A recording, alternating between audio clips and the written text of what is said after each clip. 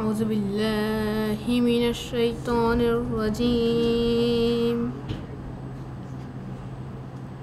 بسم الله الرحمن الرحيم. لم يكن الذين كفروا من أهل الكتاب والمشركين منفكين تأتيهم البينة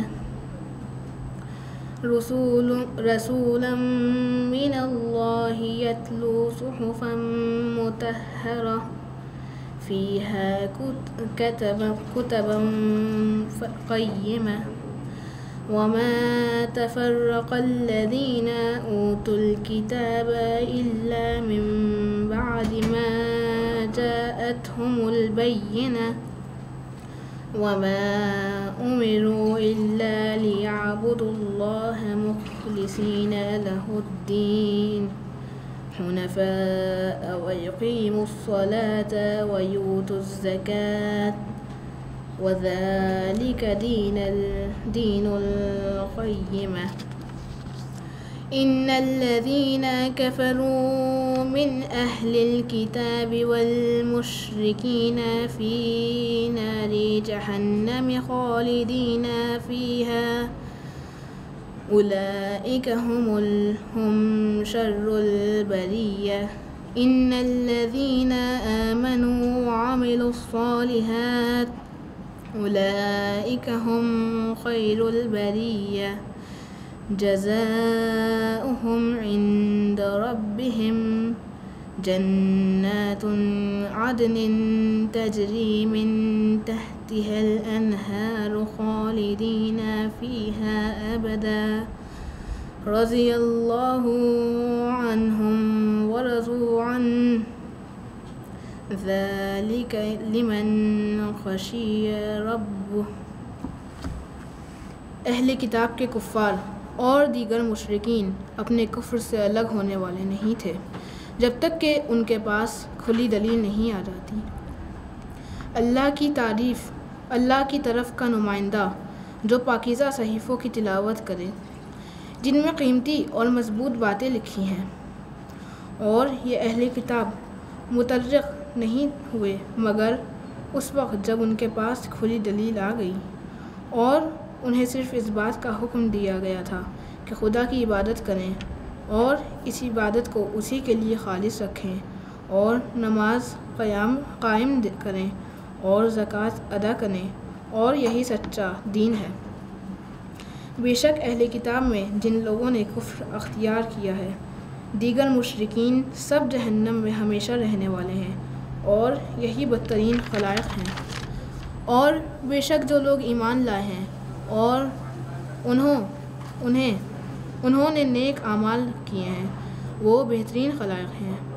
پروردگار کے یہاں ان کی جزا وہ باغات ہیں جن کے نیچے نہریں جاری ہیں، وہ انہی میں ہمیشہ رہنے والے ہیں۔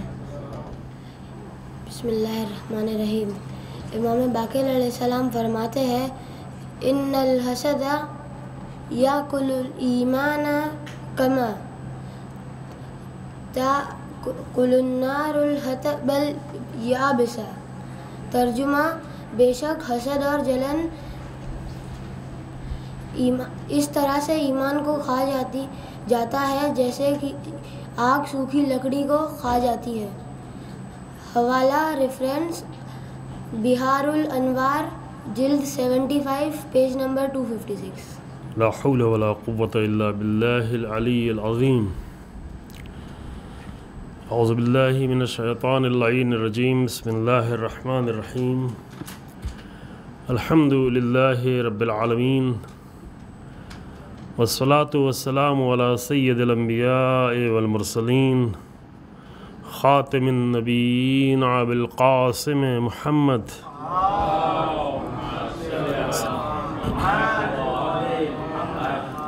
ثم الصلاة والسلام على أهل بيته الأطيبين الأطهرين المعصومين المنتجبين ولعنة الله على أعدائهم أعداء الله أجمعين۔ أما بعد، فقد قال الله تبارك وتعالى في كتابه الكريم: بسم الله الرحمن الرحيم، الحمد للہ رب العالمین الرحمن الرحیم مالک یوم الدین ایاک نعبد و ایاک نستعین صلوات اللہ علی محمد وعلی محمد.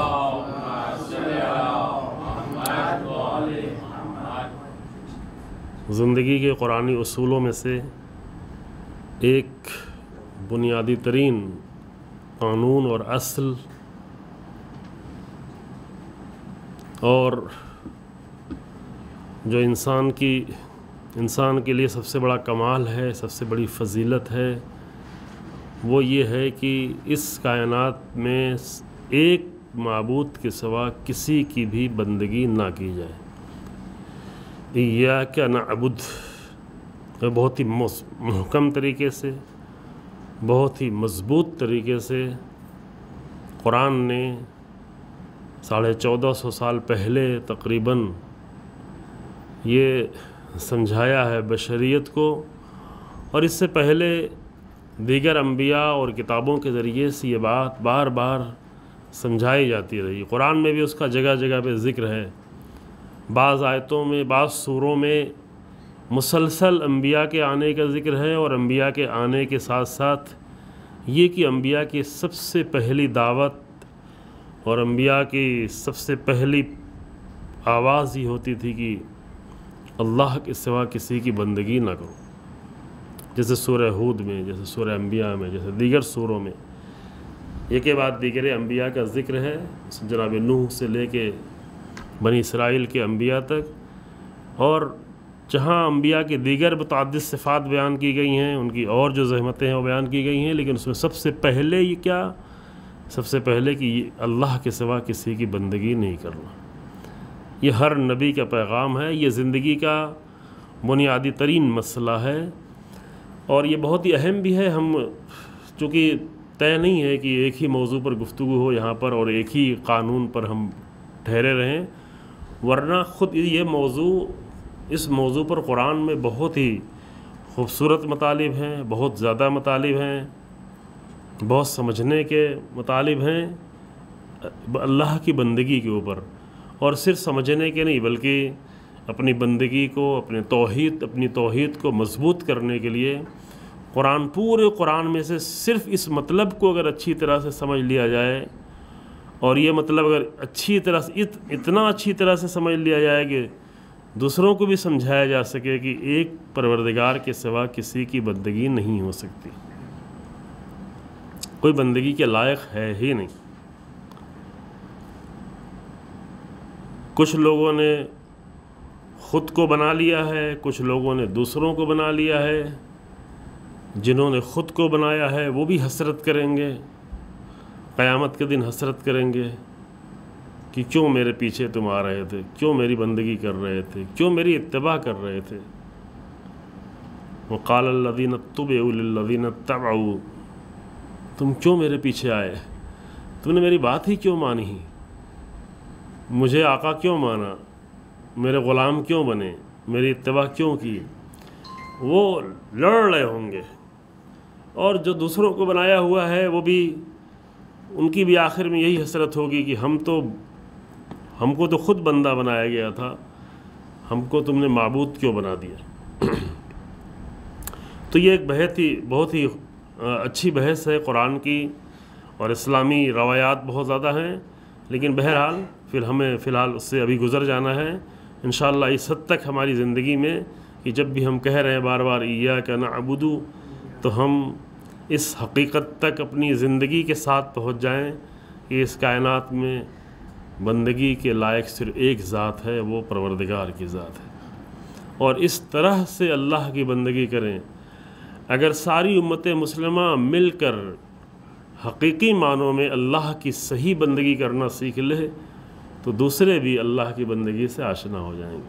ابھی مشکل یہ ہے کہ ہم نے نہیں بندگی کی.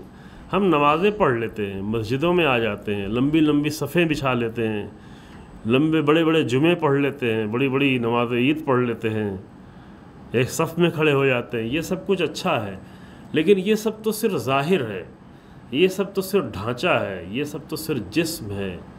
اس پورے ڈھانچے کی روح ہے بندگی. بندگی یعنی ہے کہ اللہ کے سامنے صرف ایک معبود کے سامنے اپنے آپ کو تسلیم کر دینا، سبمیشن، اس کے حوالے کر دینا، اپنے تمام امور کو اس کے حوالے کر دینا۔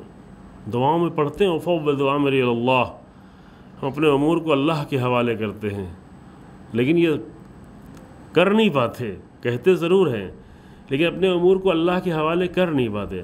اگر اللہ کے حوالے اپنے امور کو کر دیا تو اتنی پریشانی کس بات کی، اتنا ٹینشن کیوں، اتنا اسٹریس کیوں، اتنی گھبراہٹ کیوں، اتنا ڈر کیوں، اتنا خوف کیوں؟ جب اللہ کے حوالے کر دیا تو وہ تو کہتے فلا خوف علیہم ولا هم یحزنون، اب نہ کوئی خوف ہے، نہ کوئی حزن ہے، نہ کوئی غم ہے، نہ پریشانی ہے، اللہ کے حوالے کر دیا۔ اور یہ چیز سکھائی جا رہی ہوتی دعاؤں کے ذریعے سے، قرآن کے ذریعے سے، کہ انسان اپنے امور کو کس طرح اللہ کے حوالے کر سکے۔ لہذا دو بحثیں ساتھ ساتھ ہیں، بندگی کی بحث، تسلیم کی بحث، اللہ کی بارگاہ میں تسلیم ہونا، یہیں سے اسلام کی بحث۔ یہ صرف عنوان ہے، ہم آپ کے سامنے بھی بحث نہیں کر رہے ہیں چونکہ پھر یہ بہت لمبا کھنچ جائے گا، اور کبھی ہو انشاءاللہ ہم سے بہتر کوئی آپ کو آ کر، ہم جیسے طالب علم سے کوئی انشاءاللہ آپ کو عالم ملے جو آ کر اس موضوع پر بہت اچھے طریقے سے گفتگو کرے۔ کبھی اللہ توفیق دے تو ہم بھی انشاءاللہ آ کر قرآنی بحث باقاعدہ طور پہ کریں کہ بندگی کیا ہے، تسلیم ہونا کیا ہے۔ تسلیم پورے عبادت کے ڈھانچے کی روح ہے کہ انسان کتنا تسلیم ہے، کتنا اس کے اندر سبمیشن ہے۔ یہ نہیں کہ کتنی عبادت کر رہا ہے، یہ کہ کتنا بندگی ہے اللہ کی بارگاہ میں، کتنا اس روح تک انسان پہنچا ہوا ہے۔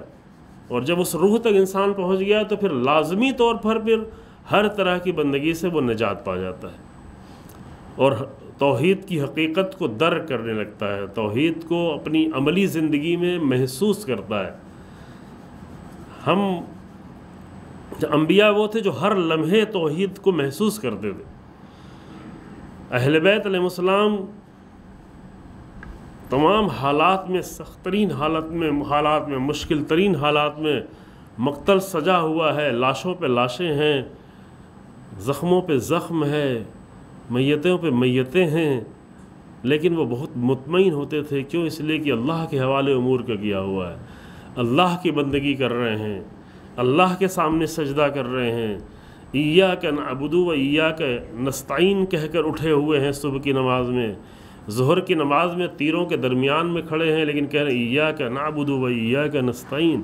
جب کہہ رہے ہیں ایاک نعبد و ایاک نستعین تو پھر پرواہ کس بات کی ہے، پھر خوف کس بات کا ہے، پھر ڈر کس بات کا ہے، پھر تو اطمینان ہی اطمینان ہے، پھر تو سکون ہی سکون۔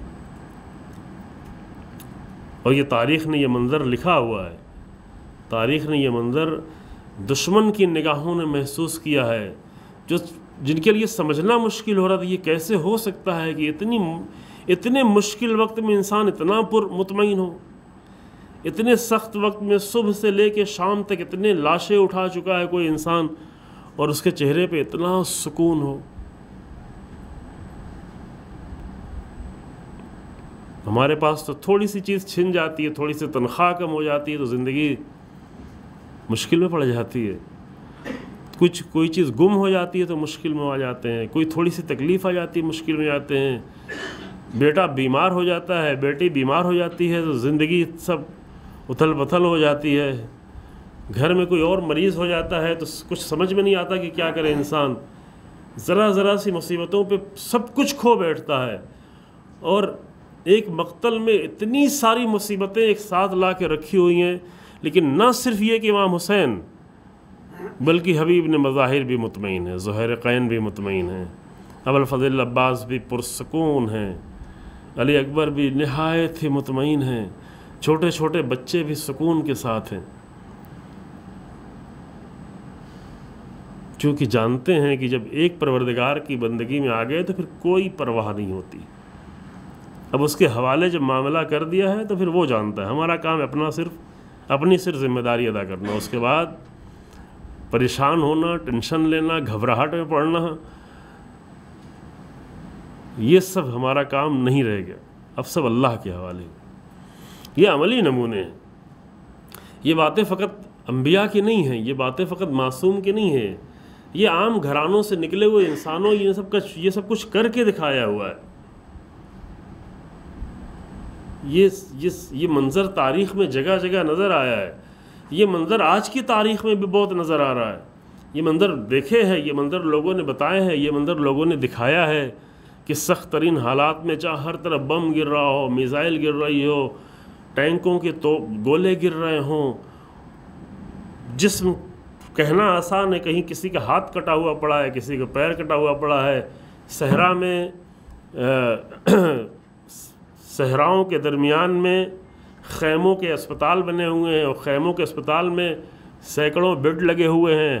ہر بیڈ پر سخت قسم کے زخمی لوگ پڑے ہوئے ہیں, کسی کو کچھ کٹا ہے, کسی کو کچھ پھٹا ہے, کسی کو کچھ غائب ہے, لیکن ان حالت میں سکون نظر آتا ہے. یہ سکون کب نظر آتا ہے؟ یہ سکون ممکن ہی نہیں ہے جب تک کہ اللہ کی بندگی نہ انسان سیکھے, جب تک کہ اپنے امور کو اللہ کے حوالے نہ کر لے.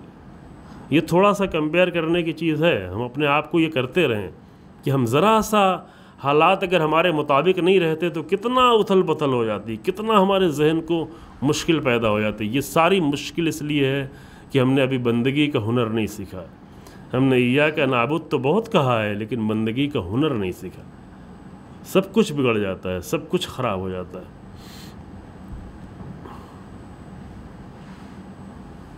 تاریخ ہے اس کی, اور لمبی تاریخ ہے, اور بہت عظیم انسانوں کی تاریخ ہے. معصومین کو چھوڑ کر, انبیاء کو چھوڑ کر, ہماری نگاہ میں صرف انبیاء آتے ہیں, آنا بھی چاہیے انبیاء. ہماری نگاہ میں اہل بیت علیہ السلام آتے ہیں تو آنا بھی چاہیے, لیکن اگر صرف انبیاء اور صرف اہل بیت اور صرف اولیاء الہی آئیں گے تو کہیں گے وہ تو بڑے لوگ تھے, ہم لوگ کیا, ہم لوگ تو نہیں کر سکتے. لیکن نہیں, تاریخ میں بھری پڑی ہے ایسے انسانوں سے کہ جنہوں نے انہی ذوات مقدسہ سے وہ ہنر سیکھا ہے بندگی کا, اور اتنے اچھے طریقے سے بندگی کا ہنر سیکھ لیا ہے کہ پھر کوئی بھی چیز ان کو لغزش نہیں پیدا کرتی. کتنی بھی مشکل, کتنی بھی خوشی, کتنی بھی مشکل ان کے حالات میں تبدیلی پیدا نہیں کرتی. وہ اپنے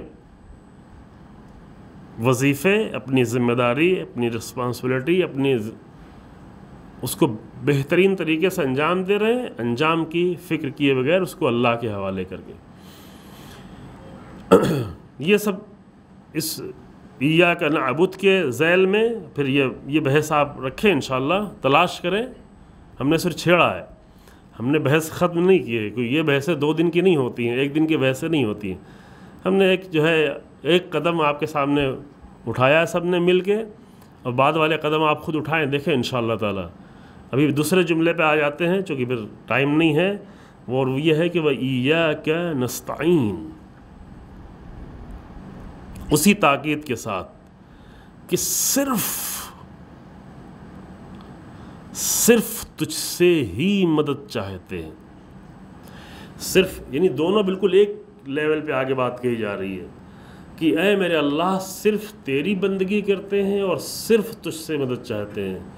یعنی جس طرح سے اللہ کے سوا کسی اور کی بندگی نہیں کی جا سکتی, بالکل اسی طریقے سے اللہ کے سوا کسی اور سے مدد بھی نہیں چاہی جا سکتی. یہ قرآن کا سیدھا سیدھا مفہوم ہے. ابھی ہم وضاحت کر رہے ہیں, آپ کے ذہنوں میں سوال ہے, کل سوال کیا بھی تھا آپ لوگوں نے, ابھی ہم تھوڑی سی وضاحت کر رہے ہیں. کہیں افراد و تفرید کا مسئلہ ہوتا ہے نا.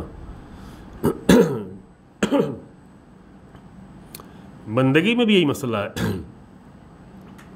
اور نستعین میں, مدد میں, دونوں میں ایک جیسے حالات ہیں, اور ان دونوں حالات کو سمجھنے کی ضرورت ہے. بندگی کا مسئلہ تھوڑا آپ کی خدمت میں عرض کیا گیا کہ اللہ کے سوا کسی کی غلامی نہیں کی جا سکتی. اسی طرح اللہ کے سوا کسی سے بھی مدد نہیں مانگی جا سکتی, کیونکہ اللہ کو چھوڑ کر, اس جملے پہ توجہ کرے, چھوڑنے پہ توجہ کرے, چونکہ اس کی اور وضاحت سامنے آ رہی. اللہ کو چھوڑ کر اگر کسی سے بھی مدد مانگ رہے ہیں تو پھر وہی معاملہ شروع ہو جائے گا کہ نمازوں میں کھڑے ہو کے جھوٹ بول رہے ہیں. چونکہ نماز میں کہا ایاک کا مطلب ہی صرف تجھ سے. اگر قرآن میں یہ ہوتا کہ وَنَعْبُدُكَ وَنَسْتَعِينُكَ، اگر یہ مان ہوتا تو اس میں تھوڑا گنجائش تھی کہ پروردگارا تیری بندگی کرتے ہیں اور تجھ سے مدد چاہتے ہیں، تو ٹھیک ہے تیری بندگی کرتے ہیں، تجھ سے مدد چاہتے ہیں، لیکن اور بھی کسی کی بندگی اور بھی کر سکتے ہیں وقت پڑھنے پر، اور وقت پڑھنے میں کسی اور سے مدد بھی مانگ سکتے ہیں۔ اگر یہ جملے ہوتے، سمجھ رہے ہیں، اگر یہ ہوتا کہ نعبدک ونستعینک، تو یہ معنی اس میں گنجائش تھی کہ ہاں تیری بندگی، تجھ سے مدد، لیکن تیرے سوا اور سے بھی تیری اور سوا اور کی بندگی بھی ہو سکتی ہے اور مدد بھی ہو سکتی ہے۔ لیکن جب یہ کہہ رہے کہ ایاک، اور ایاک پہلے جب لا رہے ہیں تو یہاں پر پھر ذرہ برابر کوئی گنجائش ہی باقی نہیں رہتی۔ میں آپ کو طالب علمانہ بحثوں میں نہیں الجھانا چاہتا، سیدھی سیدھی بات کر رہا ہوں، اصطلاحات میں نہیں لے جانا چاہتا کہ جب یہ پہلے آ جائے ایاک کا لفظ اس طریقے سے مفعول جو ہے، تو یعنی پھر اس میں کوئی ذرہ برابر گنجائش ہی نہیں باقی رہ جاتی۔ اس لیے آپ ترجمہ میں، آپ کسی بھی زبان میں جا کے ترجمہ پڑھیں گے تو وہاں پر یہ باقاعدہ تاکید ہوگی کہ صرف تجھ سے، صرف تیری بندگی، صرف تجھ سے مدد۔ یہ جملے کے اسٹرکچر سے یہ مطلب نکلتا ہے نا۔ اگر جملے کے اسٹرکچر تبدیل کر دیا جاتا تو دوسرا معنی ہو سکتا تھا، یعنی تیری بندگی، لیکن یہ جو اسٹرکچر لا کے رکھا گیا، اور یہی حسن ہے، یہی توحید ہے، یہی کمال توحید ہے۔ البتہ ہماری توحید جو ہے آل سعود والی توحید نہیں ہے، یہ وضاحت ہوگی آپ کے سامنے انشاءاللہ ذرا سی مختصر، لیکن پہلے اس مطلب کو اچھی طرح سمجھ لیں، بغیر اپنے ذہن کو، چونکہ میں نے شروع میں عرض کیا کہ یہ نہیں کہ ہم اپنی ایک ذہنیت پہلے بنا لیں، وہ ذہنیت لے کے قرآن کے سامنے آئیں، تو اگر اس کے مطابق قرآن ہے تو اسے لے لیں، نہیں مطابق ہے تو چھوڑیں۔ ابھی بہت سارے لوگ قرآن کے ساتھ یہ کرتے ہیں کہ ہمارا ایک مذہب ہے، ہمارا ایک دین ہے، ہم نے اپنا دین ایک بنایا ہوا ہے، چاہے ہم نے بنایا ہے، چاہے ہمارے مولویوں نے بنایا ہے، چاہے ہماری دادی اماں نے بنایا ہے، چاہے ہمارے خاندان کے لوگوں نے بنایا ہے، وہ دین لے کے آئیں قرآن کے سامنے۔ اگر جو چیز قرآن ہمارے دین سے مطابق ہے وہ ٹھیک ہے، وہ اچھی چیز ہے، جو چیز ہمارے مطابق نہیں اس کو کوئی بہانہ کر کے بھئی ہم کو یہ سمجھ میں نہیں آتا ہے اور چھوڑو، اسے چھوڑ دو، یوں نہیں ہے۔ یہ غلط طریقہ ہے، یہ باطل طریقہ ہے، یہ اللہ کے کلام کے سامنے آنے کا ایسا باطل طریقہ ہے کہ جس کے لیے روایت بھی ہے کہ کچھ قرآن کی تلاوت کرنے والے ایسے ہیں کہ قرآن ان پر لعنت کرتا ہے۔ ربتا القرآن والقرآن یلعنہ، تعالی یعنی تلاوت کرنے، وہ نہیں کہ جو کچھ کرتے ہی نہیں، وہ جو خود قرآن کی تلاوت کر رہے ہوتے ہیں۔ ایک اس کا یہ محل ہے، دوسرے بھی اور محل ہو سکتے ہیں، لیکن ایک اس کا محل یہ ہے کہ انسان اپنی پسند کی چیزیں لے کے آئے، اپنے ہی مذہب کا ثبوت ڈھونڈے قرآن میں، لیکن قرآن ہم سے کیا کہنا چاہ رہا ہے، قرآن ہمیں کیا دینا چاہ رہا ہے، وہ لینے کی کوشش نہیں کرے۔ جتنا ہمارے مطابق ہے وہ لے لے، باقی چھوڑ دے۔ بہت سارے ذاکرین صرف ان کو ان آیتوں سے دلچسپی ہے جس میں اپنی بات کی دلیل مل جائے، بڑی تعداد ہے، ایک دو بھی نہیں ہے۔ قرآن کی دوسری آیتوں سے کوئی دلچسپی ہی نہیں ہے۔ قرآن کو اس معنی سے اس لحاظ سے پڑھتے ہی نہیں کہ چلو ہم اپنے آپ کو خالی ذہن کر کے قرآن کے سامنے پیش کریں کہ دیکھیں قرآن ہم سے کیا کہنا چاہتا ہے۔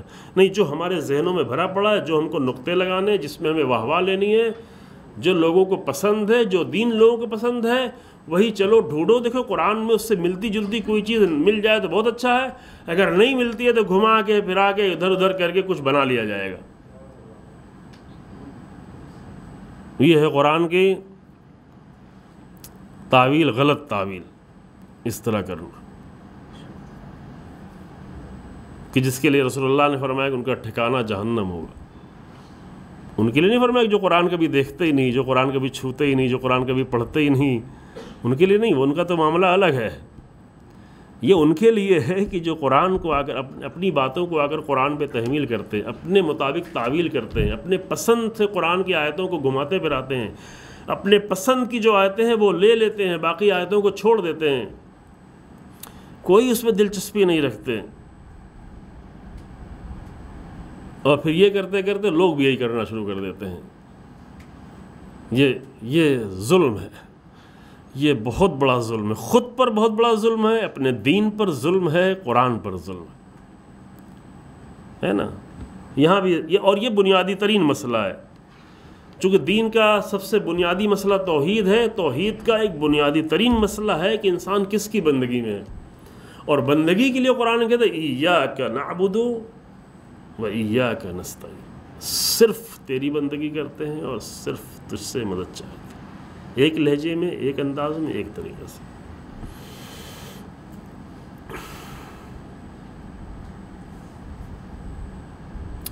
اب یہاں سے تھوڑا توجہ فرمائے، جو آپ کے سوالات جو آپ کے ذہنوں میں چل رہے ہیں بہت تیزی سے، کل سے بھی چل رہے ہیں، آج بھی چل رہے ہیں. پہلے یہ آیت لے لی نا آپ لوگوں نے تاکید کے ساتھ.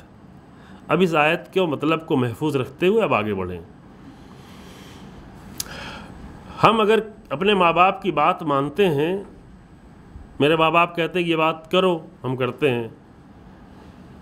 ماں باپ کی غلامی کرتے ہیں، ماں باپ کی غلامی کرنا ہمارے لیے فخر ہے. ماں باپ کی غلام کو عبد بھی کہتے ہیں عربی میں. ماں باپ کی بندگی کرنا اور غلامی کرنا یہ ہمارے لیے فخر ہے. تو کیا مطلب پھر ٹکرانے لگی دونوں بات. نماز میں تو آپ کہتے ہیں ایاک نعبد، پروردگار ہم صرف تیری بندگی کرتے ہیں، پھر ماں باپ کی غلامی کیوں کر رہے ہیں؟ صرف ماں باپ کو ولی کہا گیا ہے. ولی یعنی حاکم، یعنی ایک فیملی کے لیول تک جو ہے باپ حاکم ہے، کچھ کام اس کی اجازت کے بغیر ہو ہی نہیں سکتے. تو یہ غلامی کیسی ہے؟ یہ غلامی، توجہ کریں، یہ غلامی اگر اللہ کی غلامی سے ٹکرا رہی ہے، یہ بندگی اگر اللہ کی بندگی سے ٹکرا رہی ہے تو یہ کفر ہے، یہ شرک ہے. بہت واضح طور پہ سمجھیں اس کو، یہ تھوڑا پیچیدہ مسئلہ ہے. ہم کوشش کرتے ہیں کہ بغیر کسی کمپلیکیشن کے آسانی سے اس بات کو آپ کے سامنے پیش کریں. ماں باپ کی بندگی، ماں باپ کی غلامی اگر اللہ کی بندگی سے ٹکرانے لگے، اور اس ٹکراؤ کی صورت میں ہم ماں باپ کی غلامی کو قبول کریں کہ ماں باپ تو میرے نزدیک ہیں، انہوں نے ہم کو کھلایا ہے، پلایا ہے، پالا ہے، ان کے گھر میں ہم رہ رہے ہیں، تو یہ واضح طور پر شرک ہے. قرآن بھی سختی سے منع کرتا ہے کہ دیکھو ماں باپ کی اطاعت ہے لیکن اللہ کے مقابل میں نہیں. لیکن اگر ماں باپ کی اطاعت اس طرح سے ہو کہ ماں باپ محترم ہیں، ماں باپ کو اللہ نے وسیلہ قرار دیا ہے، ان کو وسیلہ قرار دیا ہے کہ ہم ان کے ذریعے سے پیدا ہوئے ہیں، وہ تربیت کرتے رہے ہیں، وہ ہمیں کھلاتے پلاتے رہے ہیں، وہ ہماری زندگی پر پورا اپنی زندگی کو قربان کرتے رہے ہیں، ہماری زندگی کو بنانے کے لیے اپنے آپ کو نثار کرتے رہے ہیں، اپنے آپ کی ہر چیز ایثار کرتے رہے ہیں تاکہ ہم بنتے چلے جائیں، اپنے آپ کو کمزور کرتے رہیں تاکہ ہم مضبوط ہوتے چلے جائیں، اپنے ہاتھ پیر کو گھلاتے رہیں تاکہ ہم قوی ہوتے چلے جائیں. ماں اپنے آپ کو نچوڑ کر اپنے پورے وجود کو تمہیں دودھ کی شکل میں پلاتی رہی ہے، کھلاتی رہی ہے تاکہ ماں کمزور ہوتی چلی جائے، اس کے کیلشیم کم ہوتا چلا جائے، اس کی ہڈیاں کمزور ہوتی چلی جائیں، اس کا آئرن کم ہوتا چلے جائے، لیکن تم قوی ہوتے جاؤ، تمہارے اندر کیلشیم کی کمی نہ ہو، تمہارے اندر آئرن کی کمی نہ ہو. یہ سب کچھ ماں نے کیا ہے، یہ سب کچھ باپ نے کیا ہے. باپ دھوپ میں سختیاں اٹھاتا رہا تاکہ ہم کو سایہ ملتا رہے، باپ جو ہے مصیبتوں میں سخت محنت کرتا رہا تاکہ ہم بچوں کو تکلیف نہ ہونے پائے. تو یہ سارے کام کا وسیلہ ماں باپ بنے ہیں، لہذا ماں باپ کا احترام بھی کرو، ماں باپ کی اطاعت بھی کرو، لیکن وہاں تک اطاعت کرو جب تک کہ اللہ کی اطاعت سے ٹکرانے نہ پائے. اگر اللہ کی اطاعت سے ٹکرائے بغیر ماں باپ کی اطاعت کر رہے تو یہ ماں باپ کی اطاعت بھی اللہ کی اطاعت ہے، کیونکہ وسیلہ اس نے بنایا ہے. سمجھ رہے ہیں؟ اب یہاں پہ کوئی شرک نہیں ہے، اب یہاں پہ کوئی کفر نہیں ہے، یہاں پہ کوئی ٹکراؤ نہیں ہے. لیکن ایک ماں آتی ہے کہتی بیٹا تم بہت کمزور ہو، صحت تمہاری بہت کم ہے، امتحان کا زمانہ ہے، گرمی کے روزے ہیں، دور جا کے تمہیں امتحان دینا ہے، کیسے روزے رہ پاؤ گے؟ روزہ چھوڑ دو، بعد میں روزے کو قضا کر لینا ماہ رمضان میں. تو کیا کرے؟ اب کیا کرے؟ ماں کی ممتا ہے، ماں کی محبت ہے، ماں پیار سے کہہ رہی ہے، ماں بچے کی بھلائی کے لیے کہہ رہی ہے، لیکن واجب روزہ چھڑوا رہی ہے. تو یہاں پہ کیا کرے انسان؟ جہاں پہ پتہ چلتا ہے کہ انسان توحید سے آشنا ہوا ہے یا شرک کی وادیوں میں چکر لگا رہا ہے.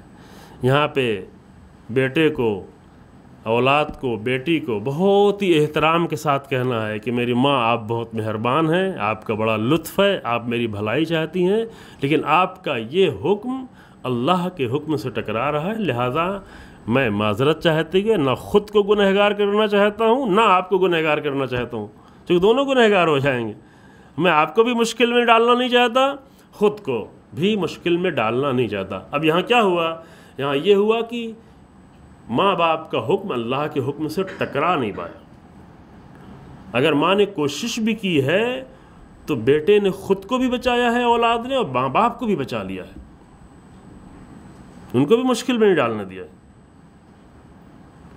تو یہاں جو غلامی کی جا رہی ہے، کہا بھی گیا ہے وَخْفِضْ لَهُمَا جَنَاحَ الذُّلِّ، ماں باپ کے سامنے نرمی کے ساتھ اپنے آپ کو پیش کرو، آواز تک بلند نہ ہو. وَلَا تَقُلْ لَهُمَا اُفٍّ، ایک اف فی زبان سے نہ نکلے.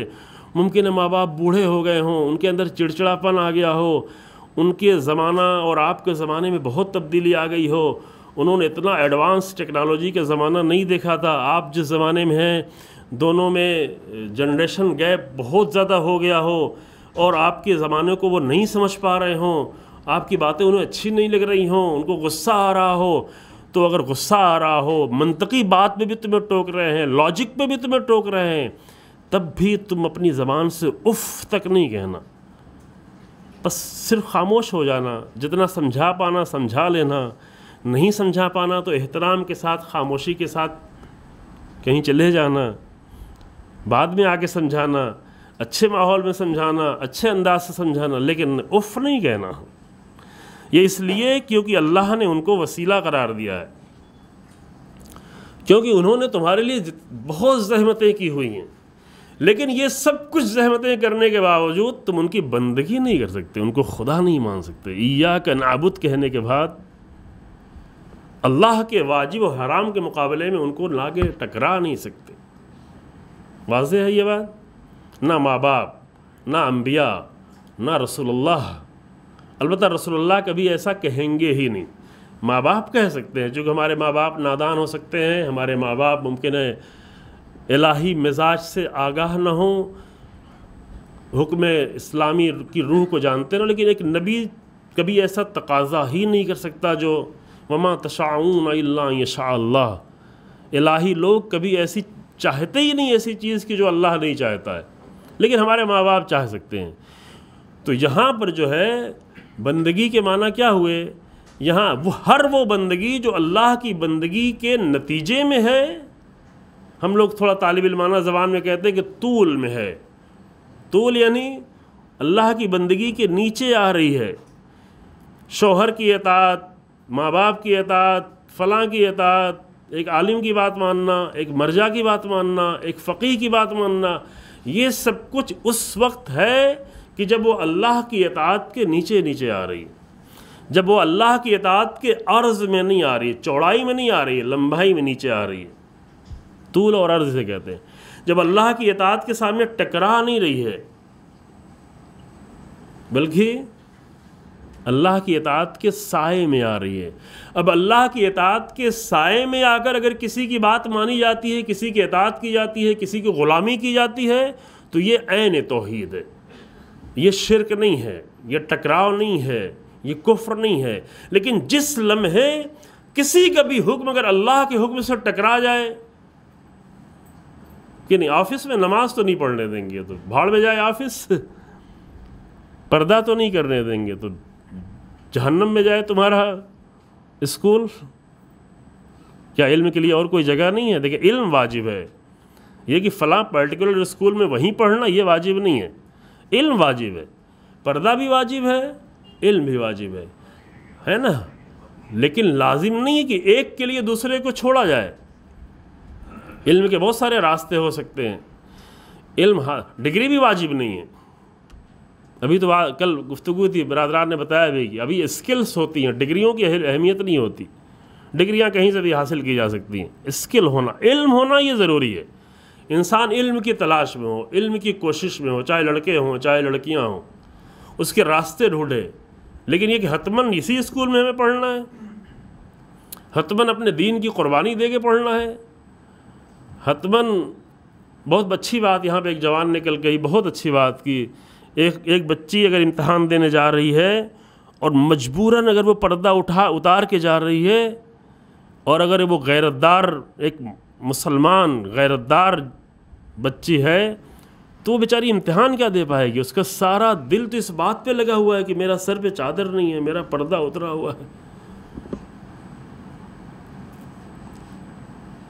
امتحان دینا اس کے لیے مشکل ہو. اگر اتار بھی دیا تو اس کے طریقے ڈھونڈنے پڑیں گے. جیسے جیسے حالات بدلتے ہیں، جیسے اور ساری جگہوں پہ حالات آخر ڈھونڈتا ہے انسان نا. جب انسان کو تیز رفتار سفر کرنا پڑا تو کہتا نہیں ہم کو تیز رفتار سواریوں کی ضرورت ہے، ہمارا کام گھوڑوں گدھوں سے نہیں چلے گا، ہمیں گاڑیوں کی ضرورت ہے، ہمیں ٹرینوں کی ضرورت ہے، ہمیں جہازوں کی ضرورت ہے.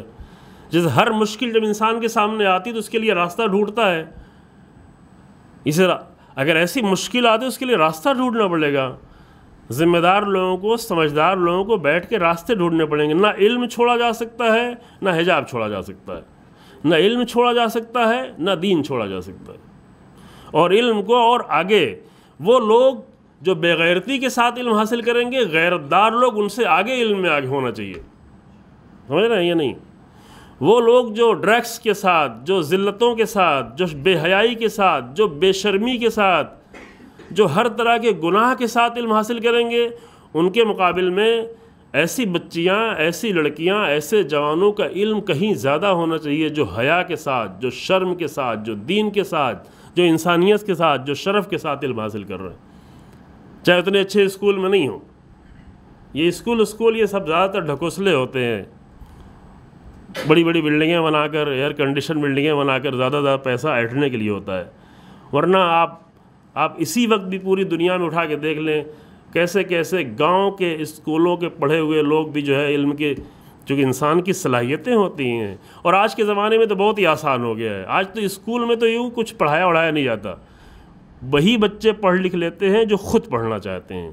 اور جو خود پڑھنا چاہتے ہیں ان کو حتیٰ ابھی ٹیوشن کی بھی ضرورت نہیں ہے، وہ خود اپنے گھر بیٹھ کے پڑھ سکتے ہیں. ابھی ساری چیزیں فراہم ہیں. بہترین علم حاصل کرنے کے طریقے ابھی آن لائن موجود ہیں، بہترین. یوں ہی نہیں ہوا میں ہم بات نہیں کر رہے ہیں. ٹھیک ہے ہم اتنی ممکن ہے گہرائی میں نالج نہیں ہو، لیکن نالج لے تو سکتے ہیں دوسروں سے. تو بھی ہیں طریقے موجود، اور ہمارے سامنے ہیں ایسے لوگ بھی ہیں، ایسے بچے ہیں، ایسے جوان ہیں کہ جنہوں نے بڑے بڑے اسکولوں میں نہیں، لاکھوں روپے کی فیس دے کے نہیں، معمولی اسکولوں کے ذریعے سے بہت ہی اچھی پڑھائی کی، کیونکہ وہ خود پڑھنا چاہ رہے تھے. ان کے اندر علم کا شوق تھا، ان کے اندر علم کی طلب تھی. اور ایسے بھی ہمارے سامنے نمونے موجود ہیں کہ جن کو بڑے بڑے اسکولوں میں پڑھایا گیا ہے اور آخر میں اپنی زندگی کے اوپر بوجھ بنے ہوئے ہیں. ایک زمانے میں جب ہم لوگ بہت بچپن تھا تو اشارہ نہ ہو جائے، ایسے ہی عرض کر رہے ہیں نمونے کے طور پر. بس اس زمانے میں جو ہم خود جو 6 کلومیٹر پیدل چل کے جاتے تھے تاکہ جو ہے پڑھائی کر 6 کلومیٹر جانا، 6 کلومیٹر پیدل آنا. اسکول نہیں تھے، کم تھے اسکول گاؤں دیہاتوں میں، دور کہیں ایک اسکول بنتا تھا.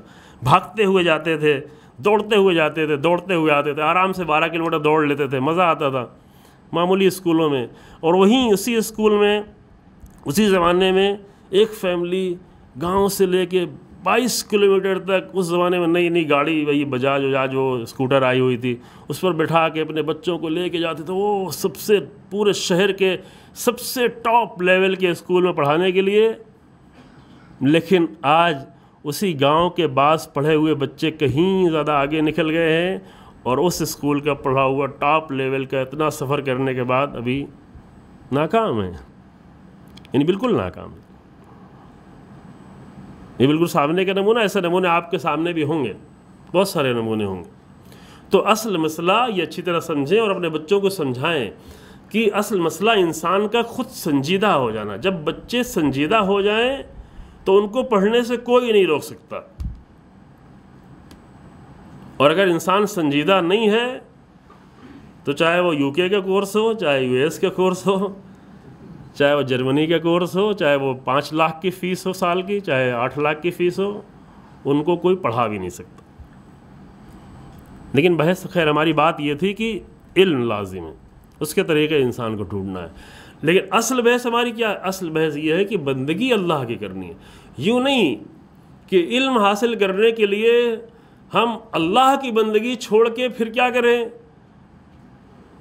ہمیں لوگ بے حیا بنانا شروع کریں تو ہم بے حیا بننا شروع کر دیں, ہمیں بے شرم بنانا شروع کریں ہم بے شرم ہونا شروع ہو جائیں کہ ہم تو مجبوری ہے.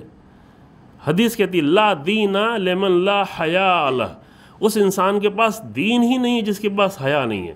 یہ صرف عورتوں کے لیے نہیں ہے, عام طور سے حیا اور یہ ساری لفظیں عفت یہ سب عورتوں کے لیے مخصوص کر دیا ہے.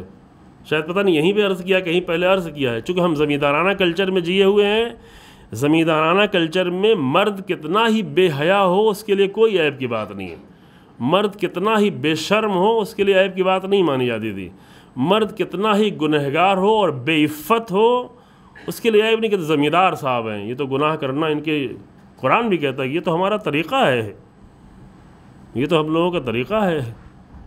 لیکن ہاں ایک عورت نہیں بے حیا ہونا چاہیے, ایک عورت بے شرم نہیں ہونا چاہیے. نہیں, میں یہ پہلے عرض کیا کہ ایسے کلچر میں عورت سے زیادہ مرد کو حیا ہونا چاہیے چونکہ وہ زیادہ خطرے میں ہے. بے حیائی کا کلچر ہے. عورت تو کسی حد تک ممکن ہے محفوظ ہو, اس کا مطلب یہ نہیں کہ وہ کم ہو, ہے نا. اسلامی کلچر میں دونوں برابر ہے. لیکن جب بے حیائی کا کلچر کہیں پہ عام ہو تو جہاں پر زیادہ خطرہ ہے وہاں پہ زیادہ پیدا ہونا چاہیے.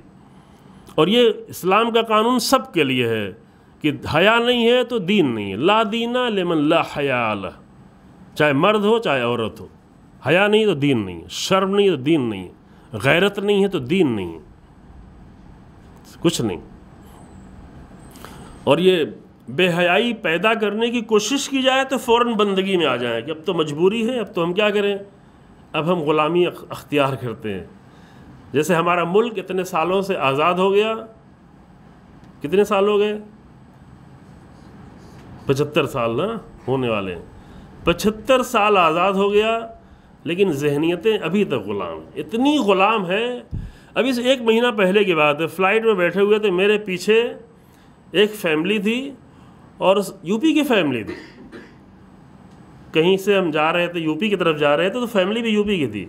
تو اس یوپی کی فیملی ماں باپ 2 چھوٹے چھوٹے بچے, وہ چھوٹے چھوٹے بچے اپنی مدر لینگویج میں کچھ بولنا چاہ رہے ہیں تو باپ ڈانٹ کے کہتا ہے کہ نہیں انگلش بولو, انگلش بولو. یہ تو انگلش بولے گا, اس کو کانوینٹ اسکول میں ڈالا ہے, ٹیچرز جو ہے ہر چیز میں ان کو انگلش پڑھاتے ہیں, سائنس کے نام پہ انگلش پڑھاتے ہیں. سائنس تو انگلش نہیں ہے نا, لیکن سائنس میں بھی انگلش پڑھاتے ہیں. میں نے کمپیئر کیا مثلا یہاں کے سلیبس کو ICSE CBSE اور جو بھی ہو, اور ایران کے سلیبس کو. ایران کے سلیبس کے سائنس میں عبارت دکھے گی نہیں. سائنس میں عبارت کے کیا کام ہے, سائنس میں عبارت سمجھ رہے ہیں نا, سائنس میں ٹیکسٹ کا کوئی کام ہی نہیں ہے. سائنس میں تو تجربے کرانا ہے, سائنس میں تو ان کو کچھ کرانا ہے, کچھ تجربہ کرانا ہے, کچھ فیلڈ میں لے کے آنا ہے, ان کو کچھ کام دینا ہے. سائنس میں لمبے لمبے ٹیکسٹ کیوں پڑھائے جائیں, تو وہاں ٹیکسٹ دکھائی نہیں پڑتا. اور یہاں پہ سائنس میں بھی ٹیکسٹ بھرا پڑا ہے. کیوں؟ اس لیے کہ سائنس کے ذریعے سے اس کی انگلش اچھی کرنی ہے, اور انگلش اچھی کر کے بڑا اچھا انگلش بولنے والا بہترین اچھا سا کسی کمپنی کا غلام بنا دینا ہے. اتنا غلام کہ جب کمپنی کہے کہ تمہیں گناہ کرنا ہے تو وہ گناہ کرے, کمپنی کہے کہ نماز کا وقت نہیں ہے تو نماز کا وقت نہیں. اور پھر آ کے پھر مسجد میں کہتے ایاک نعبد, جھوٹا انسان. یہ کیسا ایاک نعبد, غلام تو کمپنی کا ہے اور ایاک نعبد اللہ کی بارگاہ میں کہہ رہا ہے. غلام تو امریکن سسٹم اور یورپین سسٹم کا ہے اور کہہ رہا ہے ایاک نعبد, غلامی تو ان کی کر رہا ہے. ہاں بس یہ سب کچھ کہاں تک جائز ہے؟ جب تک وہ اللہ کے حکم سے ٹکرانے نہ لگے. اللہ کے حکم سے ٹکرا نہیں رہے ٹھیک ہے، جو ذمہ داری لی ہے اس کو بھرپور طریقے سے انجام دے، اچھے طریقے سے انجام دے، دوسروں سے بھی زیادہ بہتر طریقے سے انجام دے. کمپنی کے کام لیا تو اور دوسروں سے زیادہ اچھا ایک مومن انجام دے. لیکن کہاں تک؟ وہاں تک کہ جب اللہ کی بندگی سے ٹکرانے نہ لگے. یہ ہے قانون. لہذا ماں باپ کی غلامی جائز ہے؟ ہاں جائز ہے. کہاں تک جائز ہے؟ وہاں تک کہ جب اللہ سے ٹکرانے نہ لگے. سمجھ گئے؟ واضح ہے. اسی طرح مدد. آگے مدد پہ ہے، آپ لوگ بہت انتظار کر رہے ہیں. مدد ایاک نستعین، صرف اور صرف تجھ سے ہی مدد چاہتے، تیرے سوا کسی سے مدد نہیں چاہتے. پھر باپ سے جا کے کہتے تو ہیں کہ میرا پیسہ خالی ہو گیا، جیب کارڈ خالی، مجھے پیسہ دے. یہ مدد مانگی کہ نہیں مانگی؟ مانگی. لیکن یہ جو باپ سے مدد مانگی ہے، یہیں پہ دیکھا قانون سمجھے. کہیں بھی اگر کسی کو مستقل سمجھ کے، مستقل یعنی انڈیپینڈنٹ سمجھ کے، کسی سے ڈائریکٹ اور اللہ کے اذن کے بغیر اور اللہ سے ناطہ توڑ کر، رشتہ توڑ کر کسی کو تنہا سمجھ کے اگر اس سے مدد مانگی جا رہی ہے تو وہ رسول اللہ سے بھی اگر مدد مانگ رہے ہیں تو شرک. لیکن اگر یہ سمجھ کے کہ رسول اللہ کو اللہ نے اختیار دیا ہے، اللہ کے اذن سے رسول اللہ ہماری مدد کریں گے، یہاں پہ کہہ سکتے ہیں یا رسول اللہ آپ ہماری مدد فرمائیں. اب یہاں پہ ہمارا تھوڑا سا کلیش ہوتا ہے ہمارے بڑے بھائیوں سے. وہ کہتے ہیں کہ نہیں مانگ سکتے. ہم نے کہا تم باپ سے تو اپنی مدد مانگتے ہو. کہا باپ چونکہ سامنے ہے، اللہ نے اس کو سبب قرار دیا ہے. تو ہم کہتے ہیں کہ رسول اللہ کو بھی اللہ نے سبب قرار دیا. کہ رسول اللہ تمہارے سامنے ہے نہیں. ہم نے کہا بس یہی اتنا فرق ہے کہ آپ لوگ رسول اللہ کو مردہ مانتے ہیں، ہم لوگ رسول اللہ کو زندہ مانتے ہیں. یہ تھوڑا سا فرق ہے، سمجھ رہے ہیں. لیکن غلطی ہماری غلطی کیا ہوتی ہے؟ ایک طرف افراط ہے، ایک طرف تفریط ہے. وہ کہتے ہیں کسی سے کوئی مدد مانگی ہی نہیں جا سکتی، نہ رسول اللہ سے، نہ اولیاء الہی سے، نہ اہل بیت سے، نہ انبیاء سے. کسی سے کوئی مدد مانگی ہی نہیں جا سکتی، کیونکہ ہم کہتے ہیں ایاک نستعین. اور یہ ہو گیا افراط. تفریط کیا ہوئی؟ تفریط یہ ہوئی کہ اللہ سے کبھی مدد مانگنے آتے ہی نہیں. کہاں مدد مانگنے؟ اس حرم میں، اس جگہ پر، یا رسول اللہ، یا فلاں یا فلاں یا فلاں، اللہ کی بارگاہ میں آتے نہیں. صحیح اور بیچ کا راستہ کیا ہے؟ بیچ کا راستہ، صحیح راستہ یہ ہے کہ اگر اللہ کے سوا کسی سے مدد مانگنا ہو بھی تو اللہ کی طرف سے، اللہ کے اذن سے، اللہ کے اختیار سے، اللہ کے وسیلے کے طور پر اس سے مدد مانگی جا سکتی. لیکن توجہ رکھیں، لیکن یہ کہ اس طرح نہیں کہ اللہ کی بارگاہ میں آئے نہیں. ابھی اس طرح کا کلچر بنا دیا گیا ہے کہ اللہ تو یاد ہی نہیں آ رہا ہے، اللہ سے رابطہ ہی ٹوٹا ہوا ہے. نہ اللہ سے بندگی کا رابطہ ہے، نہ اللہ سے زندگی کا رابطہ ہے، نہ اللہ سے عبادت کا رابطہ ہے، نہ اللہ سے نمازوں کا رابطہ ہے. روزہ نہ رکھنے کے بہت سارے بہانے آج کے زمانے میں ہو ہی گئے ہیں کہ بھئی جوانی میں بھی ہارٹ خراب ہو رہا ہے، شوگر ہو گئی ہے، فلاں ہو گیا ہے. اصل تو گرمی پریشان کیے ہوئے، لیکن بہانے دوسرے ہوتے ہیں. روزہ سخت ہو جاتا ہے، اور جو نہیں رکھتے انہی کے لیے سخت ہوتا ہے. جو ایک دو دن رکھ لیتے ہیں، پھر تیسرے دن ان کو پتہ ہی نہیں چلتا کہ ہم روزہ ہیں، ہے نا. پہلے دن تھوڑا احساس ہوتا ہے اچھا خاصا، دوسرے دن ذرا سا احساس ہوتا ہے، تیسرے دن انسان بھول جاتا ہے کہ پتہ نہیں روزہ ہے کہ. اسی لیے امیر المومنین کہتے تھے مجھے گرمیوں کا روزہ پسند ہے، جو سخت گرمی والا روزہ احساس دلاتا رہتا ہے. البتہ ہم لوگوں کو نہیں، بامبے والوں کو نہیں، ایئر کنڈیشن والوں کو نہیں. مجھے تو نہیں احساس ہو رہا ہے، جبکہ ایئر کنڈیشن بھی نہیں چلاتے. یعنی کوشش ہوتی جب تک کوئی دوسرا نہ آئے تب تک نہ چلائے، لیکن پھر بھی وہ جب تھوڑی دیر چلتا ہے رات میں سونے میں، اس کا ہی اثر اتنا رہتا ہے. کیونکہ دھوپ میں نہیں نکلے ہیں، کھیتوں میں کام نہیں کر رہا انسان، لوہ نہیں لگ رہی ہے، لوہ کے تھپیڑے نہیں لگ رہے ہیں. لوہ بھی جانتے بھی ہیں آپ لوگ نا. اب جو انسان ایئر کنڈیشن گھر سے نکلے، ایئر کنڈیشن گاڑی میں بیٹھے، ایئر کنڈیشن گاڑی سے اترے تو بڑی جلدی سے تیزی سے ایئر کنڈیشن آفس میں چلا جائے، اور پھر وہ ایئر کنڈیشن آفس سے نکل کے پھر گاڑی میں آئے، پھر اگر کسی دکان میں جانا ہے تو وہ ایئر کنڈیشن والی دکان میں جائے، اگر کسی بازار میں جانا ہے تو نہیں، وہ کہہ دو لے کے آ جائے سامان، میں نہیں جاؤں گا۔ وہ کوئی بلڈنگ کے جو ہوتے ہیں نا، واچ مین سے کہہ دو وہ سامان لا دے، تو یہ بیچارہ کیا جانے کہ روزہ کیا ہے، وہ کیسے محسوس کرے گا روزہ کیا ہے نا؟ تو بحث ہماری کیا ہے؟ اصل مسئلہ یہ ہے کہ یہ جو افراط و تفریط ہے، امیر المومنین کا بہت ہی حسین جملہ ہے جو بار بار ہم پڑھتے رہتے ہیں، اور اتنا زیادہ پڑھا جائے کہ اس سے انشاءاللہ نجات مل جائے، اور وہ جملہ یہ: لا تر الجاہل الا مفرطن او مفرطن، تم جاہل کو نہیں دیکھو گے مگر یہ دو حالت میں ہوگا، یا تو حد سے آگے بڑھا ہوگا یا حد سے پیچھے ہوگا، کبھی بیلنس حالت میں نہیں ہوگا، کبھی وہ صراط مستقیم پہ نہیں ہوگا، کبھی اس کے اندر اعتدال اور بیلنس کی حالت نہیں ہوگی۔ بیلنس سمجھ رہے ہیں نا؟ معتدل، متوازن کبھی نہیں ہوگا۔ جس کی زندگی بیلنس میں نہ ہو، یہ سمجھ لو کہ امیر المومنین کہہ رہے تو جاہل ہے، اور امیر المومنین کو کہنے کا حق ہے جاہل، جو باب مدینہ علم ہو وہ تو کہہ سکتا ہے نا کہ جاہل کون ہے۔ اور اگر ہم کسی کو جاہل کہیں تو شاید اپنی جہالت کی بنیاد پہ ہم کسی کو جاہل کہہ رہے ہیں۔ اکثر یہ ہوتا ہے کہ جو لوگ زیادہ جاہل ہوتے ہیں وہ ہر ایک کو جاہل کہہ رہے ہوتے ہیں، جو جہل مرکب کے شکار ہوتے ہیں ان کے نزدیک سب جاہل ہوتے ہیں۔ لیکن رسول اللہ اگر کسی کو جاہل کہیں جو شہر علم ہے، امیر المومنین اگر کسی کو جاہل کہیں جو باب علم ہے، تو وہ تو کہہ سکتے ہیں، ان کو حق ہے۔ اور وہ جاہل اسے کہہ رہے، اسے جاہل نہیں کہہ رہے کہ جس نے کسانی کی ہے، کھیت میں کام کیا ہے اور پڑھائی نہیں کر پایا نا، اسے قرآن بھی نہیں کہہ رہا ہے۔ اگر وہ کھیت میں اللہ کی کتاب پڑھ رہا ہے تو وہ جاہل نہیں ہے، اللہ سے ڈر رہا ہے تو جاہل نہیں ہے، اس کے دل میں خشیت ہے تو وہ جاہل نہیں ہے۔ اگر وہ یونیورس کی کتاب پڑھ رہا ہے تو جاہل نہیں ہے۔ لیکن وہ انسان کی جو افراط و تفرید کا شکار ہے وہ جاہل ہے۔ افراط و تفرید کا شکار کون ہے؟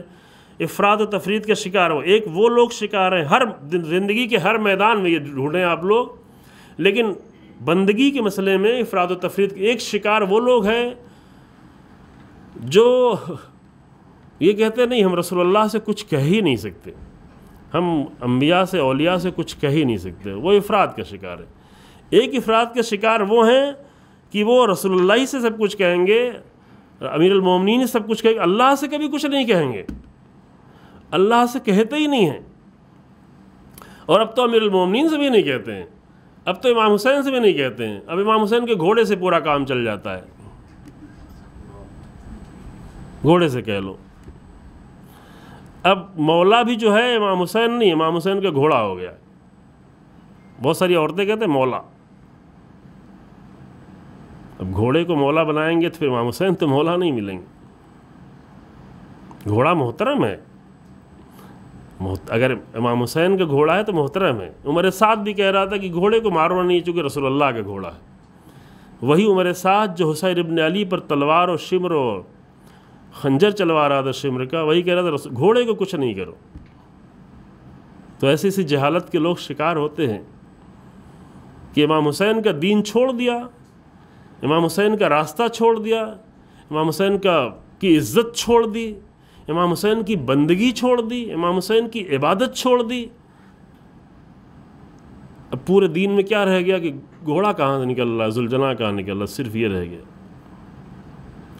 ذوالجناح وغیرہ اس حد تک کے لیے تھا کہ بھائی تم دیکھو تو تمہیں کربلا کا منظر یاد آ جائے، تمہاری آنکھوں میں 4 آنسو آ جائے، وہ لمحہ یاد آ جائے کس طرح حسین ابن علی کا گھوڑا تنہا اپنے سوار کو چھوڑ کے واپس پلٹا تھا۔ اس لیے،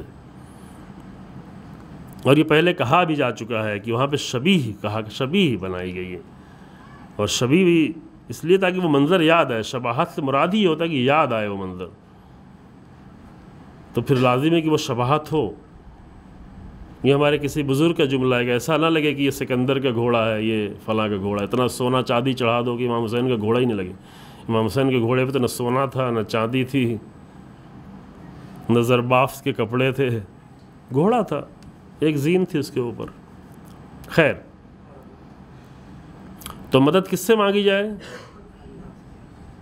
مدد اللہ سے۔ اللہ کے سوا ان سے مدد مانگی جا سکتی ہے جن کو اللہ کا وسیلہ ہو سمجھا جائے۔ جو ہمارے سامنے ہیں، جیسے مانگتے ہیں باپ سے مدد لے سکتے ہیں، لیکن یہ خیال رکھتے ہوئے کہ کسی کے سامنے اگر مدد لی ہے تو اسی کے سامنے جائیں جہاں اپنی عزت خطرے میں نہ پڑے، عزت کو نقصان نہیں پہنچے۔ حتیٰ قرض لینے بھی کسی سے جانا ہے تو اسی سے قرض لیں جو قرض مانگا جا سکتا ہے۔ قرض کی دین نے اجازت دی ہے، فری میں مانگنے کی اجازت نہیں ہے، بھیک مانگنے کی اجازت نہیں ہے، لیکن قرض کی اجازت دی ہے۔ لیکن شرط یہ کہ اس سے قرض مانگے کہ جس سے عزت جانے کا خطرہ نہ ہو، جو قرض سے کہیں زیادہ عزت انسان کی ہے۔ تو ٹھیک ہے، انسان لے سکتا ہے، جیسے زندگی میں کسی سے مانگ رہا ہے، اور کہا بھی ہے کہ ایک دوسرے کی مدد بھی کر سکتے ہو، تعاون علی البر والتقوی، اچھائیوں میں مدد کرو، نیکیوں میں ایک دوسرے کی مدد کرو، ایک دوسرے کے سہارا بنو۔ اور چونکہ ہم رسول اللہ کو بھی زندہ سمجھتے ہیں، رسول اللہ کو حاضر سمجھتے ہیں، رسول اللہ سے ہم اپنی روح کا رابطہ برقرار کر سکتے ہیں، رسول اللہ سے بھی مدد مانگ سکتے ہیں، لیکن شرط یہ ہے کہ رسول اللہ کو اللہ کی طرف سے مستقل نہیں۔ جہاں مستقل ہوا وہاں دین خطرے میں پڑ جائے گا۔ اللہ نے اجازت دی ہے، اللہ نے اختیار دیا ہے، لیکن یہاں پر ایک لیکن اور بھی ہے، اس لیکن پہ زیادہ توجہ کریں کہ یہ مانگ سکتے ہیں، لیکن اگر ائمہ کی زندگی اور رسول اللہ کی زندگی کو اٹھا کے دیکھیں تو رسول اللہ اور ائمہ مانگتے تھے، جب مانگنا ہوتا تھا تو اللہ ہی کی بارگاہ میں مانگا کرتے تھے۔ یہ لیکن بھی یاد رہے۔ اب 250 سال کی ائمہ کی زندگی اٹھا کے دیکھ لیں، اتنی ساری دعائیں ہیں، اتنے سارے مطالب ائمہ سے، اتنی ساری دسیوں ہزار کی تعداد میں حدیثیں ہیں، لیکن ڈھونڈ کے تھک جائیں گے۔ جب بھی مانگنے کا دل چاہا تو اللہ کی بارگاہ میں حاضر۔ یہ اس لیے عرض کر رہے ہیں کہ اس سے ہم کو دور کیا جا رہا ہے۔ کچھ لوگ جو ہے وہ دوسرے کام کر رہے ہیں، بہانے سب لے کے آتے ہیں، بہانے کچھ بھی ہوں۔ انبیاء کس سے مانگتے تھے؟ اللہ کی بارگاہ میں مانگتے تھے۔ اللہ کے سوا دوسروں سے اللہ کا وسیلہ سمجھ کے مانگا جا سکتا ہے، لیکن مانگتے کس سے تھے؟ امیر المومنین کی دعائیں، اللہ اکبر، ہے نا دعائیں موجود، آپ دعائے کمیل اٹھا کے پڑھ لیں، مناجات امیر المومنین پڑھ لیں، اور بھی دعائیں امیر المومنین سے۔ امام سجاد علیہ السلام سے اتنی دعائیں ہیں، 54 دعائیں ہیں صحیفہ سجادیہ میں، 15 دعائیں الگ سے مناجات کی شکل میں، اور بھی الگ سے دعائیں ہیں۔ رسول اللہ سے کتنی دعائیں ہیں، پھر قرآن میں کتنی دعائیں ہیں، قرآن میں کتنی زیادہ دعائیں ہیں۔ تو عام طور سے انبیاء اور اولیاء الہی جب ان کو مانگنے کا دل چاہتا تھا، جب قرآن خود ہی کہہ رہا ہے کہ اذا سألک عبادی انی فإنی قریب اجیب دعوت الداعی اذا دعان، جب میرا بندہ میرے بارے میں پوچھے تو میں قریب ہوں، میں اس کے سوال کا جواب دیتا ہوں۔ جب وہ مجھ سے مانگتا ہے، جب وہ مجھے پکارتا ہے تو میں اس کو جواب دیتا ہوں۔ تو اللہ کو اتنا دور کیوں سمجھ رہے ہیں؟ ہماری مشکل یہ ہے کہ اللہ کو اتنا دور کیوں سمجھ رہے ہیں؟ ہم سب کو نزدیک سمجھ رہے ہیں، اللہ ہی کو دور سمجھ رہے ہیں۔ ہمارا باپ نزدیک ہے ہم سے، ہماری ماں نزدیک ہے ہم سے رسول اللہ بھی نزدیک ہے، ہم سے امیر المومنین بھی نزدیک، اللہ دور ہے۔ یہ لوگوں نے، دین کے ٹھیکیداروں نے آ کے اللہ کو اتنا دور کر دیا ہے، چونکہ ان سے بھی اللہ بہت دور ہے اور وہ بھی اللہ سے بہت دور ہیں، لہذا پوری قوم سے اللہ کو اتنا دور کر دیا ہے، اور اللہ سے پوری قوم کو اتنا دور کر دیا ہے کہ اب یہ قوم کو کچھ مانگنا ہوا تو اللہ کے پاس جا ہی نہیں پاتی، اللہ سے مانگ ہی نہیں پاتی۔ یہ عیب ہے، یہ اہل بیت کا طریقہ نہیں ہے، یہ رسول اللہ کا طریقہ نہیں۔ توجہ فرمائی آپ نے، واضح ہے یہ بات۔ مانگ سکتے ہیں اللہ کا وسیلہ سمجھ کے، لیکن اہل بیت مانگتے نہیں تھے۔ اہل بیت اللہ کی بارگاہ میں مانگتے تھے، اللہ کی بارگاہ میں سوال کرتے تھے۔ ہم آل سعود کی طرح یہ نہیں کہتے کہ مانگ ہی نہیں سکتے، ہاں یہ ضرور کہتے ہیں کہ مستقل طور پر مانگ ہی نہیں سکتے، چونکہ اللہ کو چھوڑ کر اگر کہیں مانگ رہے ہیں تو پورا دین گیا۔ مستقل سمجھ رہے ہیں، انڈیپینڈنٹ. اگر اللہ کو چھوڑ کر رسول اللہ سے مانگ رہے ہیں تو توحید گئی، واضح طور پہ توحید گئی. لیکن ہاں اللہ کی طرف سے وسیلہ سمجھ کے مانگا جا سکتا ہے، لیکن پھر بھی کبھی اہل بیت جب بھی ان کو مانگنا ہوتا تھا اپنے آپ کو اللہ کی بارگاہ میں سامنے، اللہ کی بارگاہ میں اپنے مسائل کو رکھتے تھے. اگر اہل بیت کا دین چاہیے تو اہل بیت نے بیان کیا. آپ میری بات نہیں واضح ہو یا واضح نہ ہو، سمجھ میں آئی ہو یا سمجھ میں نہ آئی ہو، آپ اہل بیت کے کلام کو جا کے پڑھ لیں، حدیثیں پڑھ لیں، دعائیں پڑھ لیں، صحیفہ سجادیہ کو پڑھ لیں، قرآن کی اتنی ساری دعائیں پڑھ لیں. قرآن میں کتنا ربنا آیا ہوا ہے. آپ صرف ربنا کی آیات جا کے سرچ کریں، آپ کو کتنی ساری آیتیں، بعض لوگوں نے اس کو پرنٹ بھی کیا ہوا ہے، چھپا ہوا ہے، اچھا ہے وہ ساری آیتیں. میرے خیال سے شاید 40-45 آیتیں ہوں گی، اس سے بھی زیادہ ہوں گی. ربنا ربنا ربنا، یہ ربنا ہماری زندگی میں کیوں کبھی نہیں آ پاتا؟ امیر المومنین کی زندگی ہر جگہ اللہم اللہم الہی و مولائی و سیدی، ہماری زندگی میں کیوں نہیں آتا؟ ہم صرف پڑھنے کے لیے کیوں آتے ہیں؟ زندگی میں کیوں نہیں آتا؟ ہم دعا صرف شب جمعہ میں پڑھتے کیوں ہیں؟ ہم اپنی زندگی میں کیوں نہیں کہہ پاتے جب ہمیں کوئی مشکل آئے تو کہ یا میرے اللہ، اے میرے اللہ، الہی اللہم سیدی و مولائی و، یہ کیوں نہیں کہہ پاتے؟ اس لیے کہ بیچ کے بتوں نے بندوں کو اللہ سے دور کر دیا ہے. کچھ بتوں کو لا کر ممبر بھی بٹھا دیا جاتا ہے، ان کا کام کیا ہوتا ہے کہ اللہ کے بندوں کو اللہ سے دور کرتے رہے. اتنا دور کر دیں کہ یہ بندے اللہ سے مانگنے کے بارے میں سوچ ہی نہیں پائیں. اتنا بندوں کو اللہ سے دور کر دیں کہ ان کے دل میں جب کوئی بھی مشکل پیدا ہو تو ان کا دل اللہ سے نہیں جڑ پائے، وہ اللہم نہیں کہہ پائیں، وہ الہی نہیں کہہ پائیں، اے میرے اللہ وہ کہہ ہی نہیں پائیں، ربنا کہہ نہ پائیں، اے میرے رب کہہ نہ پائیں. وہ کہاں جائیں؟ وہ کسی اینٹ پتھر کی طرف چلے جائیں، کسی اور طرف چلے جائیں، یہ کریں. اتنا دور کر دیا. یہ ہماری مشکل ہے، یہ دین کو اس مشکل میں لا کے کھڑا کر دیا. ایاک نعبد و ایاک نستعین، اے میرے اللہ تیرے سوا ہم کسی سے بھی نہیں مانگتے. تیرے بندوں سے بھی اگر مانگتے ہیں تو یہ بندے فقط وسیلہ ہیں، اصل میں تجھ سے ہی مانگتے ہیں. اگر تجھ سے نہیں مانگ رہے ہیں تو پھر ہم جھوٹ بول رہے ہیں، ایاک نستعین کہہ رہے ہیں، ہے نا. انشاءاللہ قرآن کے اس قانون تک، قرآن کے اس اصل تک، قرآن کے اس سدھانت تک ہم اپنی زندگیوں کو لے جائیں کہ اللہ ہی کی صرف بندگی کریں، اور اللہ ہی کے بارے میں جب بھی کوئی مشکل سامنے آئے تو اللہ کے سامنے رکھیں، اللہ کے بندوں کے وسیلوں سے رکھیں، اللہ کے محبوب بندوں سے. ہمیں جو ادب سکھایا گیا کہ ہاں اللہ کے محبوب بندے ہیں، جب کسی محبوب کا وسیلہ دیا جاتا ہے تو اللہ کو اچھا لگے کہ میرے محبت کا ذکر ہو رہا ہے، میرے نبی کا ذکر ہو رہا ہے، میرے علی کے نام سے آیا ہوا ہے، یہ پسند ہے اللہ کو. لیکن اس طرح نہیں کہ اللہ کو بھلا دیا جائے. ایاک نعبد و ایاک نستعین. وآخر دعوانا الحمدللہ رب العالمین وصلی اللہ علی محمد وآلہ الطاہرین.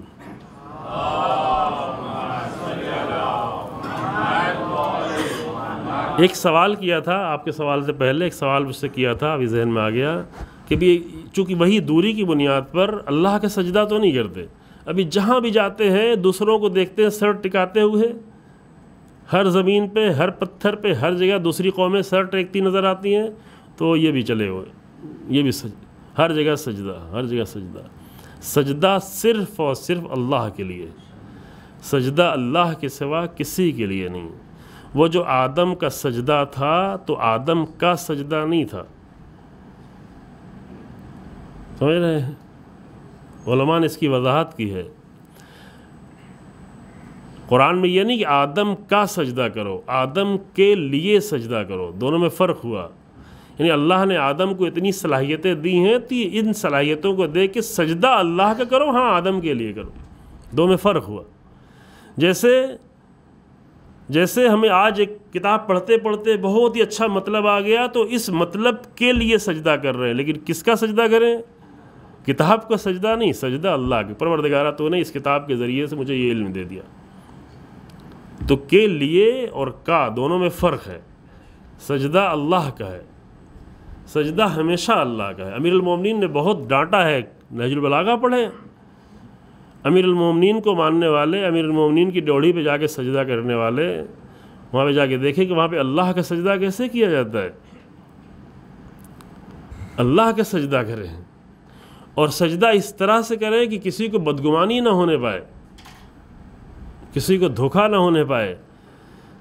اہل بیت کے دروازے پہ آ کر، اہل بیت کے در پہ آ کر ایسا کوئی کام نہ کریں کہ جس سے کسی کو بدگمانی ہو، چونکہ اہل بیت اللہ کی توحید کے نمائندے، اہل بیت نے اپنی جانیں قربان کی ہیں، اپنے بھرے گھر کو قربان کیا تاکہ اللہ کی بندے تک پہنچائیں لوگ۔ اور آج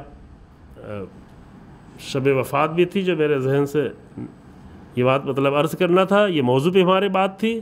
2 منٹ اور میں آپ کا لیتے ہیں عزیزوں، کہ مدد کی جناب خدیجہ سلام اللہ علیہا نے مدد کی، رسول اللہ نے مدد کو قبول کیا، اپنی پوری جان سے مدد کی، صرف مال ہی سے نہیں، اپنے پورے وجود سے حضرت خدیجہ سلام اللہ علیہا نے مدد کی، رسول اللہ کے دین کی مدد کی، اللہ کے دین کی مدد کی۔ یہ قانون ہے، تعاونوا علی البر والتقوی، وہ مدد کی لیکن اللہ کے لیے مدد کی، رسول اللہ کی بھی مدد کی تو اللہ کے لیے مدد کی۔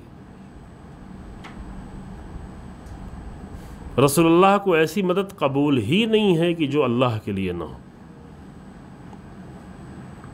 امیر المومنین رسول اللہ کی مدد کرنے کے لیے آتے تھے، بلایا بھی رسول اللہ نے کہ لاؤ جنگ خیبر میں لے آؤ، کہا نہیں آشوب چشم میں، کہا نہیں لے آؤ۔ لیکن یہ مدد بھی کس کے لیے ہے؟ اللہ کے لیے ہے۔ جو دشمن کے سینے سے اتر جائے یہ کہتے ہوئے کہ نہیں، ابھی اس حالت میں نہیں اس کو سزا دے سکتا ہوں، کیونکہ تلوار کا چلنا بھی کس کے لیے ہے؟ اللہ کے لیے۔ اور یہ بیوی جس کو ہمیشہ رسول اللہ یاد کرتے تھے، رسول اللہ نمونے کے طور پہ یاد کرتے تھے۔ عام طور سے ایک بیوی کے سامنے دوسری بیوی کی تعریف کوئی نہیں کرتا، لیکن رسول اللہ اس لیے جناب خدیجہ کی تعریف کرتے تاکہ دوسری بیویوں کے لیے بھی نمونہ بنے، جناب خدیجہ نمونہ بنے۔ اور جب کسی بیوی کو گراں گزرتا تھا تو بتاتے تھے کہ رسول خدیجہ نے ہمارے اس ایسے وقت میں میرا سہارا بنی، ایسے وقت میں اسلام کی حامی بنی جب کوئی بھی نہیں تھا۔ خدیجہ تھی یہ عظیم خاتون، یہ عظیم خاتون اپنے کمالات کی بنیاد پہ اتنا عظیم بنی، خاندان کی بنیاد پہ نہیں، اپنے کمالات کی بنیاد پہ اتنی عظیم خاتون بنی۔ اور جب یہ بی بی رسول اللہ سے رخصت ہوئی، عام الحزن ہوا، سخت تھا۔ 3 سال کے شیب ابی طالب میں دیکھیں دین کے لیے قربانیاں کیا دی گئی ہیں۔ 3 سال شیب ابی طالب میں جب رہنا ہوا تو ایسے بھی حالات بنتے تھے کہ جب کھانے کے لیے کھانا نہیں ہوتا تھا۔ باہر سے تاجر کچھ اگر لے آتے تھے تو لوگ جا کر جلدی سے خرید لیتے تھے تاکہ رسول اللہ تک پہنچ نہیں پائے۔ جناب خدیجہ اگر کسی کو بھیجتی تھی، ان کے اپنے جو افراد تھے، تاکہ کچھ خرید کے لے آئیں، تاکہ یہاں بچے بھی ہیں، چھوٹے بچے ہیں، جناب ابو طالب کے بچے تھے، جوان تھے بہرحال، لیکن اور بھی خاندان میں چھوٹے بچے تھے، جناب زہرا چھوٹی سی بچی تھیں، تاکہ کھانے کو ہو تو وہ پہلے ہی سے خرید لیتے تھے، کسی کو بیچنے تک نہیں دیتے تھے۔ اس طرح سے سوشل سینکشن اور بائیکاٹ کیا ہوا تھا۔ تو ایک خاتون جو ان حالات میں زندگی گزار چکی تھی، جو بہت سارے لوگوں کو کھانا کھلاتی تھی، اس نے اپنی زندگی کے آخری سال اللہ کے لیے اور اللہ کے نبی کے لیے ایسے بھی گزارے کہ کبھی کبھی پتے کھانے پڑتے تھے، پتے بھی فراہم نہیں ہوتے تھے، بھوک کی شدت ہوا کرتی تھی۔ اتنا سخت وقت گزرا ہے کہ وہ 3 سال گزرتے گزرتے جب یہ 3 سال پورے ہوئے تو اسی سال میں جناب ابو طالب کی بھی وفات ہو گئی اور جناب خدیجہ سلام اللہ علیہا بھی اس دنیا سے گزر گئی۔ اور وہ صدمہ رسول اللہ کو ہمیشہ رہا، اس عظیم خاتون کی جدائی کا صدمہ رسول اللہ کو ہمیشہ ستاتا رہا۔ رسول اللہ کو ہمیشہ یہ حامی و مددگار بیوی یاد ہے، بیوی نہیں، نصرت کرنے والی، ناصر و مددگار۔ اور جو ایسے ناصر و مددگار ہوتے ہیں وہ ہمیشہ یاد آتے ہیں اور وہ دل کو تڑپاتے ہیں۔ رسول اللہ کے لیے کتنا بھی کچھ فراہم ہو جائے لیکن خدیجہ کی یاد ہمیشہ رہی۔ اسی طریقے سے جب جناب زہرا اس دنیا سے چلی گئیں تو امیر المومنین نے شادیاں بھی کیں، امیر المومنین کی زندگی میں بہت ساری تبدیلیاں آئیں، لیکن جناب زہرا کو امیر المومنین ہمیشہ یاد رکھی۔ اور جناب زہرا نے بھی سامان فراہم کیا ہوا تھا۔ اس وقت کے حالات ایسے تھے کہ سخت وقت میں جناب امیر المومنین جب اپنے گھر میں پلٹ کے آتے تھے تو جناب زہرا کو دیکھ کر دل کو تسلی ہوتی تھی۔ جس طرح جناب خدیجہ کے گزر جانے کے بعد جب رسول اللہ گھر میں آتے تھے، جناب زہرا اپنے اسی بچپن کی حالت میں رسول اللہ کے زخم صاف کرتی تھیں، رسول اللہ کے لیے دل کا سہارا بنتی تھیں، اتنا سہارا بنتی تھیں کہ باپ کی ماں کی حیثیت کا درجہ دیا ہوا تھا۔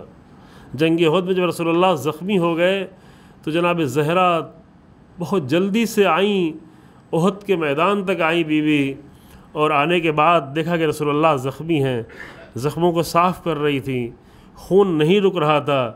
امیر المومنین جا کر ڈھال میں پانی بھر بھر کے لاتے تھے، جناب زہرا ان سے زخموں کو دھل رہی تھی، پھر بھی خون نہیں رک رہا تھا، تو چٹائی جلائی اور اس کی جلی ہوئی راکھ کو زخموں پہ رکھا تاکہ زخم بند ہو جائیں۔